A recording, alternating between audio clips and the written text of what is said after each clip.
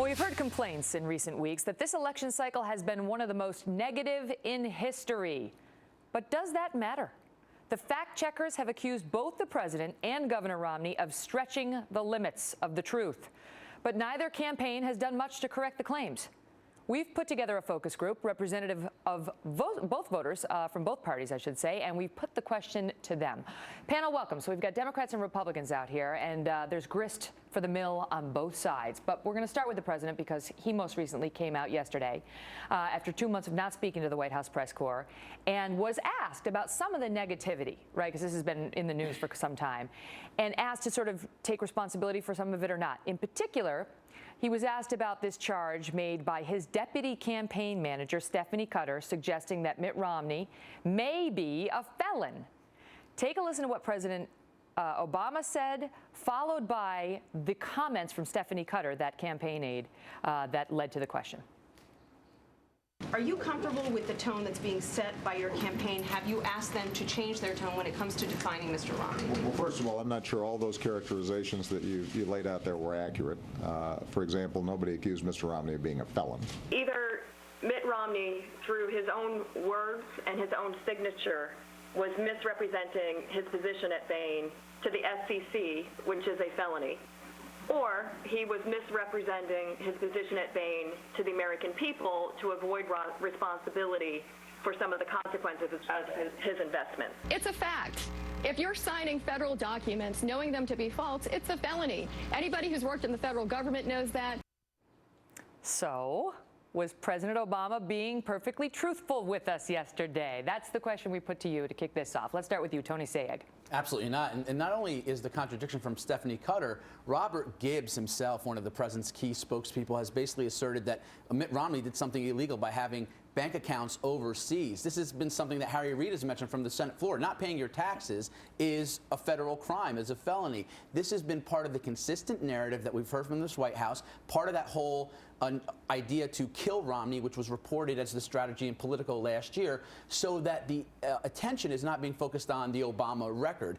And the problem for the president is that there is way too much evidence to prove to the contrary of what he said yesterday, including on this whole Bain attack ad that comes from Priorities USA, which asserts that somehow Mr. Romney is now also culpable in the death of a woman, we'll get which to that even in a most minute. Democrats we'll get to that in a minute. But I want to ask a Democrat on the panel whether, okay, so that's you, Brad Gerstman. Yes, What do you make of that? First of all, there's no problem. There is absolutely no problem in pointing out the facts that he signed documents when he says he had no participation in the company in Bain whatsoever. Okay, but, so it is to the issue of whether, as President Obama said, nobody accused anybody of being a felon.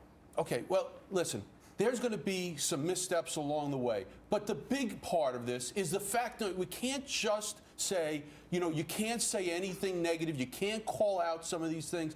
There are plenty of attacks going back and forth. Let me interject. But here is the question. So there's going to be negativity. But here is the question. Then do you man up and say, what we said was that he's either a felon or a liar? And I will tell you, American people, I think it's B. I think he was dishonest with you when he said he wasn't running Bain during those years. Whatever. But you stand behind the position that your deputy campaign manager put out there or not. I mean, can you get away with sort of the sleight of hand? Let me ask you, Ron Berger. I think that's an important thing. There's this game of innuendo.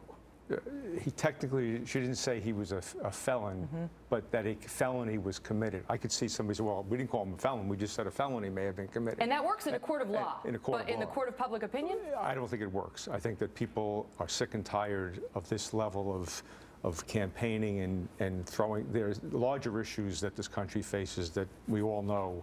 And the fact that the President of the United States and his competitors are dealing in this stuff is really a problem. What do you, Zerlina Maxwell, you're a Democrat. What do you make of that, what we just saw? I certainly think it's interesting that she said he may have committed a felony, and then you have the president saying nobody called him a felon. Obviously, that's problematic. However, I think that the bottom line is that a lot of these questions could be answered if Mitt Romney would be transparent by releasing his tax returns, by giving information. You're giving me talking points, and that's how we're doing in this segment. That's how we're doing. I want to get to this segment is about whether truth matters, and trust me, we're about to get to the Romney campaign as well.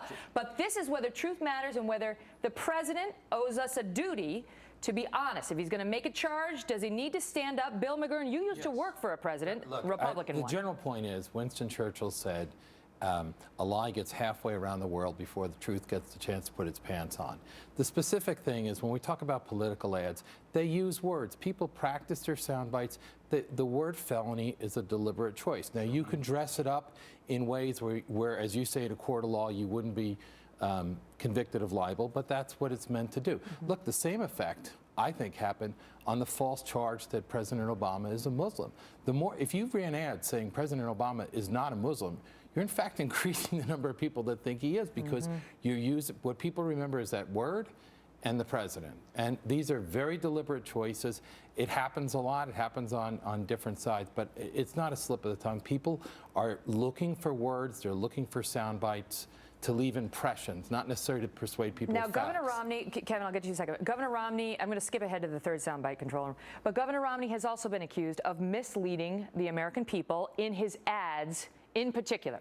Now, there are two ads. We've got one of them teed up. One ad that he just has out right now that's talking about whether President Obama is stripping the work requirements out of the welfare program in this country, put into place by President Clinton.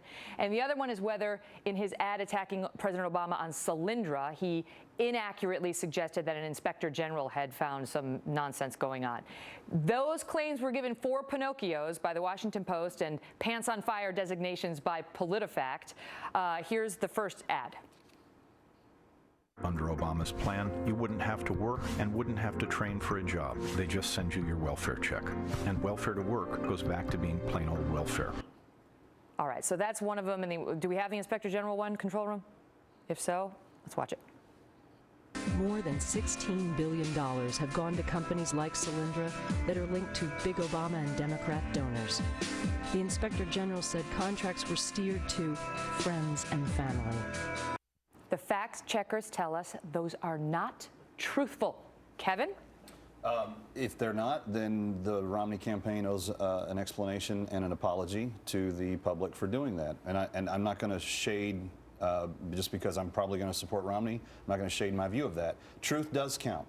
The problem with this narrative, and for the president in particular, is that you have got a history of running the country in which deception, innuendo, misleading ideas or facts took precedent. For instance, in the healthcare reform measure, we're going to put it on C-SPAN, and everybody's going to see it, and then they do it in private. There's more of a narrative forming between making around a promise and Obama not than following there is for through Romney. and misrepresenting. And we've been having this debate on this show for a while. Does truth matter anymore? Yes, do it they does. do they care about telling us They the should. truth? Let me ask They you, Todd should. Starnes. Megan, it does matter. And look, I was in North Carolina on assignment last week, and people are fed up with what's happening in Washington, both parties. They say, give us the facts, give us the truth, and stop shoveling this fertilizer.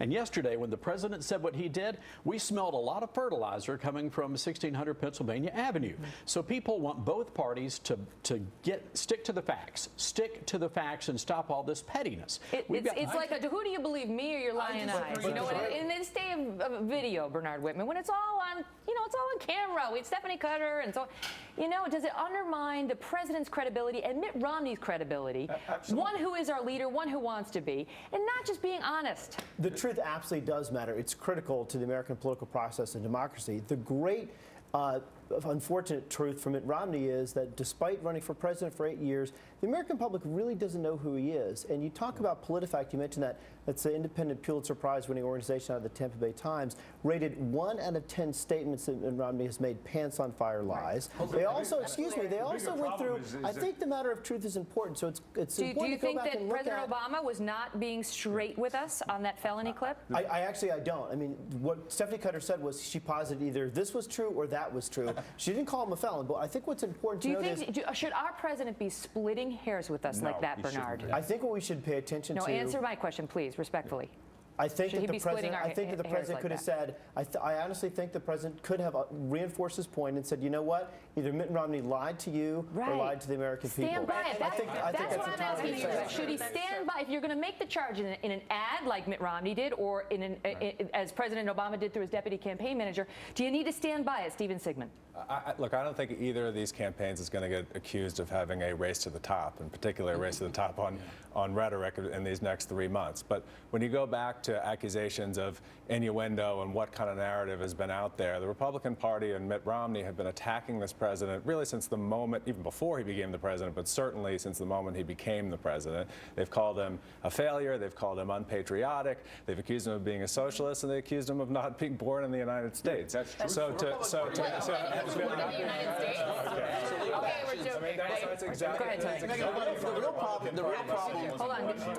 The real problem for Democrats, and by the way, I love when I hear Democrats cite PolitiFact because it is nonpartisan, and it's also called the whole Metascare campaign conducted against Paul Ryan in 2011, the biggest lie of 2011. They're continuing that lie today. But the biggest problem for the Democrats is they're stepping on their own communication talking points. Paul Begala, in trying to convince Mitt Romney to release his tax returns, basically made Mitt Romney sound like a saint. He's like, I'm sure Mitt Romney has this great moral conduct, high caliber, and that's why he shouldn't have anything to hide in his tax returns. But then all of a sudden, when it comes to something like his tenure at Bain Capital, when it comes to someone potentially dying because of loss of health benefits, Mitt Romney is a felon and is killing people. If you don't have the information, you can't make an informed judgment. And as a voter, I'm a voter, I want to know if he has done anything nefarious, and that would be information in his tax returns. Don't you think, but on that point, I got to go, but on that point, don't you think the average voter at home is not spending all the time that politicos are trying to find out whether this is true or that is true? They just see the ad, or they see Stephanie Cutter, or they see the Romney stuff, and they just believe. They just believe. And believe and then repeat. And you know something? If you listen to what everybody says about Obama, the anti-Obama voters out there, the citizens of the United States that don't like him, they make up all kinds of stories. Again, he's a Muslim. He wasn't born in the United States. These are not advocated. These are things that are being called for by the Republican Party. The problem is the American voter. We've got a bigger problem. There's a lot of sources of information today. Right. People are struggling for a narrative. I don't think that it's good to not tell the truth in a political campaign. But having worked in a White House, I'd say it's a sign of the leader that's going to respond to that, because this is not a nice world. People are going to say a lot less nice things about you, and it reveals something about how people respond to that, whether they get their own message out and so forth, and it tells you what a leader is. I mean, and it's been like this since Thomas Jefferson and John Adams and Abraham Lincoln. It's true. When you go back and look at the history, this is not the first negative. I got to run. Great job. Thank you all. Interesting as always, weren't they? We're taking your thoughts on all of that. Follow me on Twitter. Let me know what you think at Megyn Kelly. Megyn with a Y. Brand new evidence in the case of a suspect who was apparently, according to the cops, able to commit suicide while handcuffed